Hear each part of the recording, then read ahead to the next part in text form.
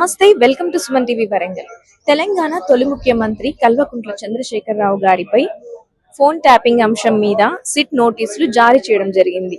దీన్ని వ్యతిరేకిస్తూ వరంగల్ మాజీ శాసనసభ్యులు నన్నపనేని నరేందర్ గారి ఆధ్వర్యంలో వరంగల్ చౌరస్తా వద్ద భారీ నిరసన కార్యక్రమం అయితే చేపట్టారు. మరి ఈ కార్యక్రమంలో భాగంగా మాజీ కార్పొరేటర్లు, బీఆర్ఎస్ నాయకులు, డివిజన్ నాయకులు, మహిళా నాయకురాలు, అభిమానులు భారీ సంఖ్యలో పాల్గొని ఇక్కడ నిరసన కార్యక్రమాన్ని అయితే చేపట్టారు.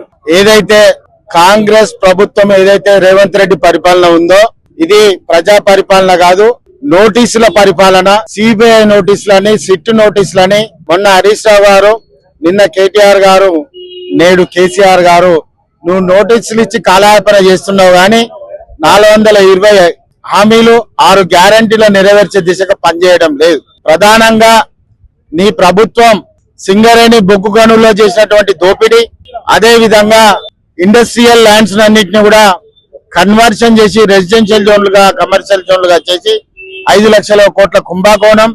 ఈ విధంగా చెప్పుకుంటూ పోతే నిన్నగాక మొన్న జానారెడ్డి గారి కుమారుడు, అదే విధంగా ఇతర నాయకులందరూ కూడా కలిసి బీసీ హాస్టళ్ల మీద 100 కోట్లు దోసుకున్నటువంటి అంశాలు, ఇవన్నీ ప్రజల మీదకి, ప్రజలను సొమ్మును దోసుకుంటున్నటువంటి అంశాలు ఏదైతే మీదకి వస్తున్నాయో అవన్నీ పక్కదోవ పట్టించే విధంగా డైవర్షన్ పాలిటిక్స్ తప్ప మీ బతుకు ఇంకేం చేత కాదని కూడా ఈ సందర్భంగా చెప్తున్నాం.